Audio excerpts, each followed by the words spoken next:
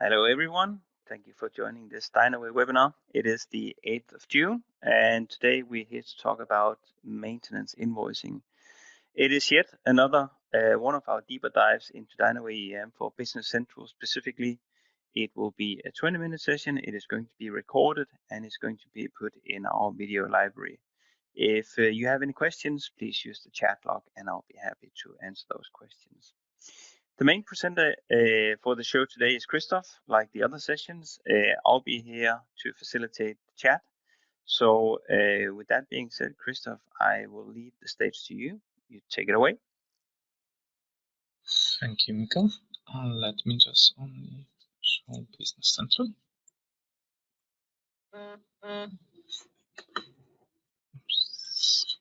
I hope you can see Business Central now. All right, so about the maintenance invoicing, and here I should start with that by invoicing we rather have in mind intercompany invoicing. So we're still maintaining our own assets, but maybe we have one company in a group which is maintaining the asset and need to re-invoice the work to another entities. So for that, I have two entities in my database. I have one which is entity in Denmark. This is the maintenance entity, and I also have an entity in Poland, which is finance entity. So let's start from the beginning. So on each asset, when you will install this additional extension, you can set that this particular asset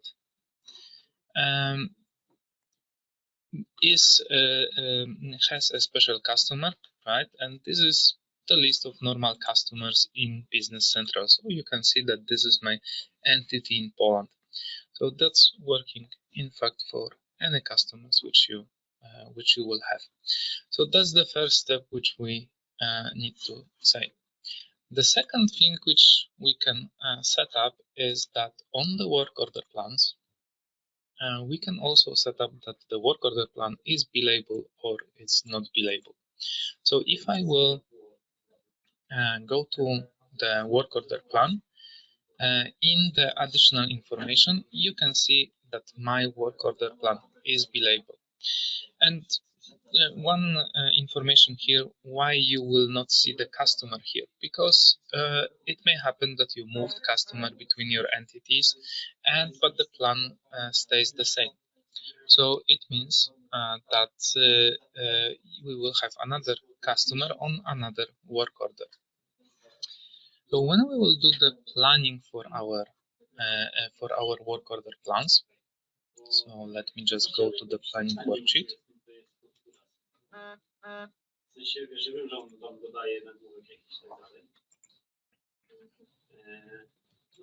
And let's calculate the plans.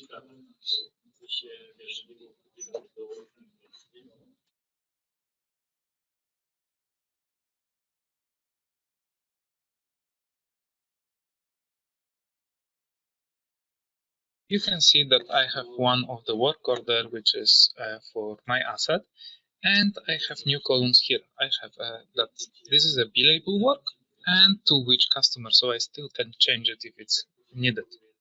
So let's approve it and let's do it. So I will just, sorry, not this button, but I will just go here, out the action message.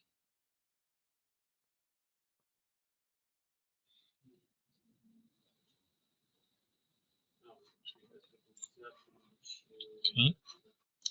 So if I will go now to my work order,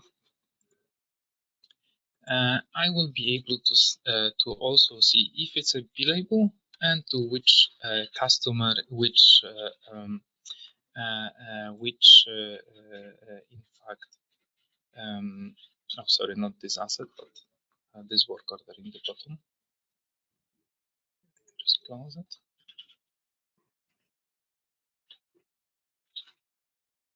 And let's go to my work order here.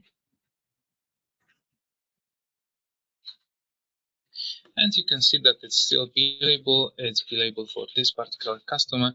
I will just change that this work in fact has been done by Doi, and it wasn't cleaning, but in fact it was inspection. So and let me just put 1 hour here. So when I will post and close it,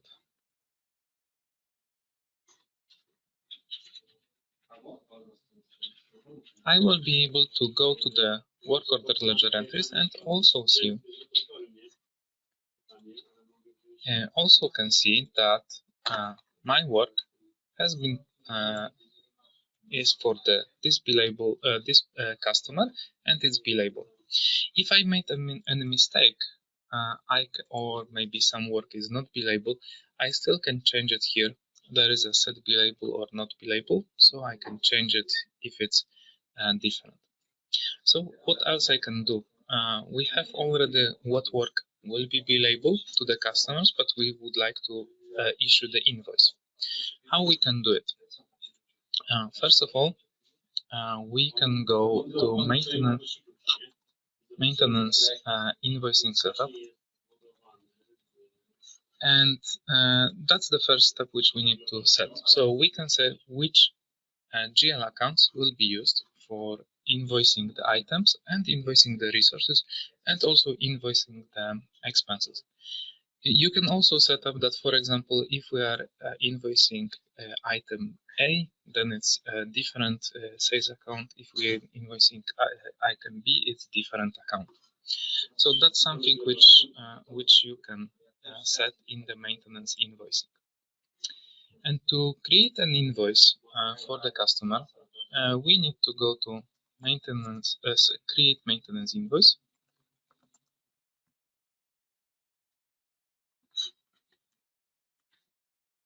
And here you can see a few options.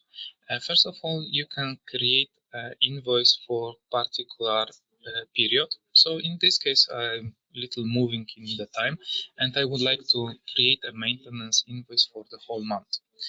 I need to specify for which customer I'm doing that, and what will be my posting date for this document and document date. If you want, instead of date, you can also set up the exact document which we have, and do the invoice work order by work order. What I also can do, I can group my lines on the invoice, on the sales order in this case, group it by asset and group it by work order. So then I will, for example, see asset and all the work order numbers which will be done. So this is something which I also able to do. But how to know what are the prices for the invoice and how we will do the invoicing? We have two options here. One is the price list, and then we are taking the price from the exact from the sales price list, or we can use the markup. If we are using a markup, we can assign the adjustment factor, for example, in this case, 10%. The factor is from the cost. So when you have the cost for items in your database and also unit cost for the resources, you can simply just use the adjustment factor, and then the invoice will be 10% more than your cost. If you are using the price list, you can use the price list, the new functionality in Business Central, sales price list.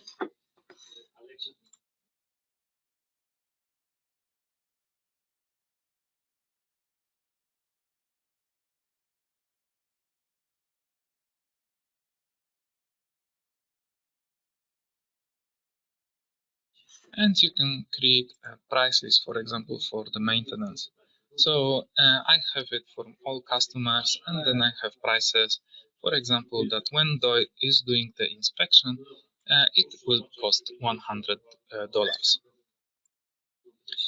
So let's go back and let's create the invoice.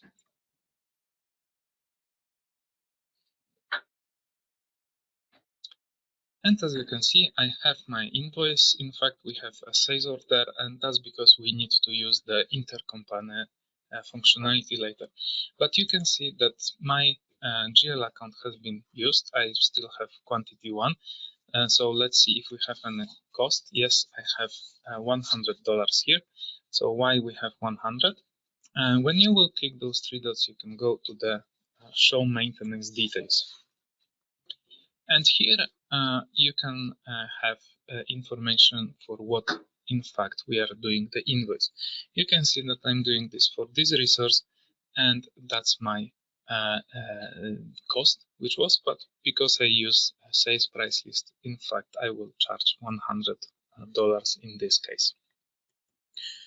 So because it's for the intercompanies, so what I can do with that, in fact, I can go to the function and now use the standard Business Central functionality and send this sales order to the intercompany. For that, I prepared that my finance entity is intercompany partner. So if I will send it, it's released, as you can see. And if I will go to another company, so to my Polish entity, and only need to log in.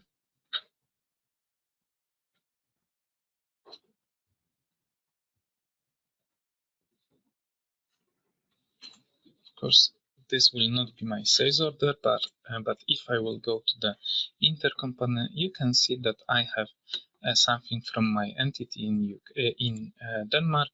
And if I will go to the details, you can see that this is my order. This is for my asset. This is for my work order, which I posted, and my equipment. So only thing which I need to do here to create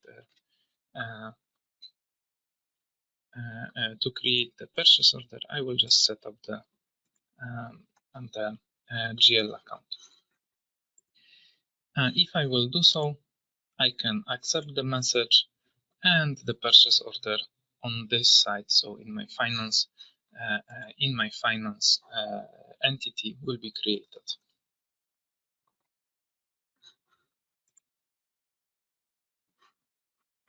Okay, so you can see here that I have my purchase order already created with the asset number, with the order number, and with the GL account which I have set. So this is how you can do the intercompany invoicing, sending the sales orders and receive purchase orders without the manual work, in fact, for all your maintenance work. So back to you, Miko.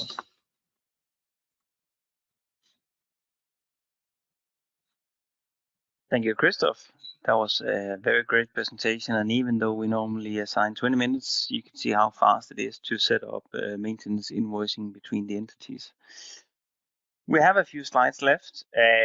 We'll just cover a little bit on what has previously been recorded. So if we step into this link, as you can see, this is the last point on the list in the bottom right-hand corner. And if you follow the URL, you can see all of these recorded webinars, which will be placed on the same link once they're recorded.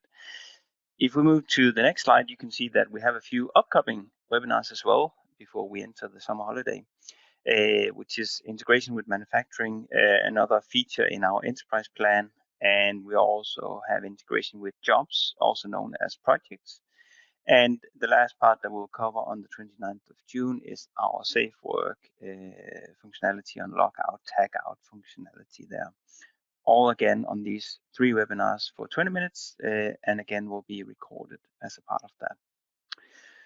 That was all for today. Should you have any topics you wish to explore with us, please enter, like mentioned, the video library. You have the option there to fill in the form, and please request any topics you wish that we cover in our future webinars.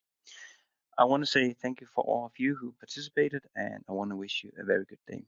Thank you very much. See you soon. Bye-bye.